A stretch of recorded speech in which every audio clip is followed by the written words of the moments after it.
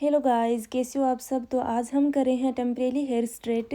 तो temporary hair straight करने के लिए हमें क्या प्रोसेस करनी चाहिए कि एकदम अच्छे से स्ट्रेट हो जाए और काफ़ी दिन तक रहे। और अच्छे से अगर कोई स्ट्रेटनिंग करता है टेम्परेरी भी तो आपके 7 डे तक रह सकते हैं अगर आप हेयर वॉश नहीं करते हो। तो चलिए स्टार्ट करते हैं, आपको किस तरह से हेयर स्ट्रेट करने हैं और क्या क्या प्रोसेस करने हैं। जैसे कि मान लो आपको हेयर वॉश करना है और बाकी सारी बातें मैं आपको बताने वाली हूँ। तो चलिए तो अच्छे से हेयर वॉश करने के बाद आपको बालों में कंडीशनर भी कर लेना है ताकि और ज़्यादा शाइनी और सिल्की बाल दिखें। और इसके बाद आपको छोटे छोटे सेक्शन में हेयर को पहले तो कॉम्ब कर लेना है, उसके बाद आपको हेयर को छोटे छोटे सेक्शन में निकाल लेने हैं और फिर आपको रूट से शुरू करना है हेयर स्ट्रेटनिंग करना। आप अच्छे से कम 4 बार के लिए स्ट्रेटनर को कम से कम एक ही जगह पे चलाओगे। जब यहाँ से प्रॉपरली स्ट्रेट हो जाते हैं तब आप हल्का सा स्ट्रेटनर को बाल का जो एंगल है वो 90 डिग्री पे कर लोगे। उसके बाद आप फिर स्ट्रेटनिंग करोगे, लेकिन स्लोली करना है, इतना भी स्पीड में नहीं करना है कि पूरे हेयर जो है वो हीट ही नहीं लग पा रही हो। और सबसे पहले ना आपको स्ट्रेटनर का टेम्परेचर का ध्यान होना ज़रूरी है, वरना तो अगर हाई टेम्परेचर रहा तो हेयर जल सकते हैं, इसलिए आप टेम्परेचर का पूरा ध्यान दें। आपको क्या करना है, शुरुआत में ना अगर ये मैं आइकोनिक का यूज़ करी हुई है 110 से स्टार्ट हो जाता है इसका टेम्परेचर, तो आप 110 का कर सकते हो, 130 का कर सकते हो या फिर 150 का कर सकते हो। 200 अंडर 200 टेम्परेचर पे ही करो वरना हेयर जल सकते हैं। अभी मैं क्या कर रही हूँ 230 पे कर रही हूँ क्योंकि मुझे प्रैक्टिस है, मैं फटाफट कॉम को निकाल सकती हूँ, तुरंत जो है वो आयरन कर सकती हूँ। अदरवाइज़ एक ही जगह पे होल्ड रहने से हेयर डैमेज हो सकते हैं, हेयर जल भी सकते हैं, इसलिए आपको ज़्यादा टेम्परेचर यूज़ नहीं करनी है। इधर मैं अभी मेरे स्टूडेंट को बता रही हूँ तो ये स्टूडेंट कर रहे हैं। तो अब आप इस तरह से छोटे छोटे सेक्शन निकालोगे और टेम्परेचर का ध्यान रखोगे ना तो हेयर जलेंगे नहीं।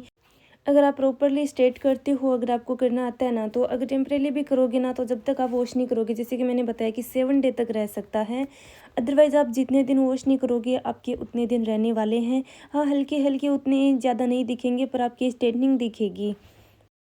और अगर आपके बालों में वॉल्यूम कम है ना तो आप स्ट्रेटनिंग का जो एंगल होता है, जब हम स्ट्रेट कर रहे होते हैं ना, आपको 90 डिग्री पे स्ट्रेट करने हैं ताकि हेयर में वॉल्यूम और बाउंसी हो जाए। अगर स्ट्रेटनिंग में वॉल्यूम दिखानी है तो जिस साइड से भी करें, जैसे कि मैं पीछे से कर रही हूँ और इनकी कम ही वॉल्यूम थी तो मैंने 90 डिग्री से रूट से स्ट्रेट होने के बाद 90 डिग्री पे आके मैं हेयर स्ट्रेट कर रही हूँ। ऐसे आप ईयर वाली साइड पे जब आप करोगे तो जस्ट शोल्डर के सामने से स्ट्रेट यानी कि 90 डिग्री आपको ऐसे ध्यान रखना है कि आपकी चेस्ट के सामने जो एंगल होता है ना, उस एंगल से, ये समझ लो उस एंगल से आप हेयर स्ट्रेट करोगे ना तो आपके बालों में वॉल्यूम दिखेगी। ठीक है, तो अगर जिनके वॉल्यूम नहीं दिखते हैं ना तो उनकी वॉल्यूम भी दिखेगी, ऐसे करने से वॉल्यूम आ जाती है। और अगर आप चाहते हो कि ना आपको बेस्ट स्ट्रेटनर चाहिए लेकिन समझ में नहीं आ रहा कौन सा लूँ, तो अगर आपका बजट ज़्यादा है तो मैं तो ये कहूँगी कि भाई आइकोनिक का ही लो, क्योंकि इससे इससे जो काम में क्वालिटी मिलती है ना वो आपको किसी में भी नहीं मिलेगी, आपको फ़िलिप्स में भी उतनी नहीं मिलेगी। हाँ, उसका भी अच्छा होता है, लेकिन अगर आप कंपैरिजन की बात करो तो फ़िलिप्स सबसे बेस्ट लगता है मुझे। तो अगर आप फ़िलिप्स का लेना चाहते हो तो मैं इसका लिंक जो है वो इसके वीडियो में डिस्क्रिप्शन बॉक्स में डाल दूँगी।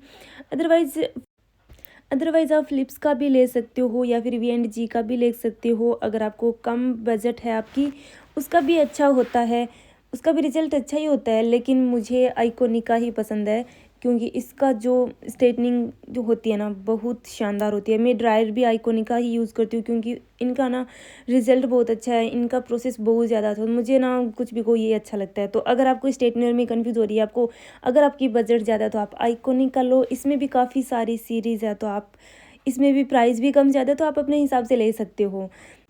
और अगर आपका बजट कम है और आपको अच्छा स्ट्रेटनर चाहिए ना तो आप V&G का ले सकते हो, जिसकी प्लेट जो है वो चौड़ी वाली आती है। वो मेरा पहले फेवरेट हुआ करता था, मुझे अभी भी वो बहुत अच्छा लगता है। उसका भी मैं लिंक इसके डिस्क्रिप्शन में डाल दूँगी अगर आपको चाहिए। सच में वो आइकोनिक की तरह ही अच्छे स्ट्रेट करते हैं, हेयर बिल्कुल भी डैमेज नहीं होते हैं और बहुत अच्छा स्ट्रेटनर अगर वो चाहिए। अगर आपको बजट के हिसाब से चाहिए तो वो यूज़ कर सकते हो, आप पर्सनली यूज़ के लिए चाहिए तो वो यूज़ कर सकते हो, बहुत अच्छा आता है V&G का। और मैंने ना यहाँ पे सीरम लगाया था स्ट्रेटनिंग करने से पहले भी और मैं बाद में भी लगाती हूँ। तो आपको स्ट्रेटनर करने से पहले ना आपको सीरम ऐड कर लेना है ताकि हेयर डैमेज ना हो और सिल्की भी दिखें। तो सीरम लगाना ऑप्शनली है बट ज़्यादा अच्छे लगेंगे अगर आप सीरम लगाओगे तो हेयर डैमेज नहीं होंगे। कई लोग क्या करते हैं, जेल भी लगाते हैं, तो वो सब की अपनी अपनी चॉइस होती है, या फिर जिसके पास जो अवेलेबल हो वो यूज़ कर सकता है। बट मैं रिकमेंड करूँगी कि आप सीरम यूज़ करो और 2 टाइम यूज़ करो। पहले आपको यूज़ करने हैं स्ट्रेटनिंग करने से पहले और फिर स्ट्रेटनिंग करने के बाद। तो हमने स्ट्रेटनिंग कर ली है कंप्लीट। अब आप देखते हो कि लास्ट में कितने अच्छे लग रहे हैं, कितने शाइनी और सिल्की लगने वाले हैं।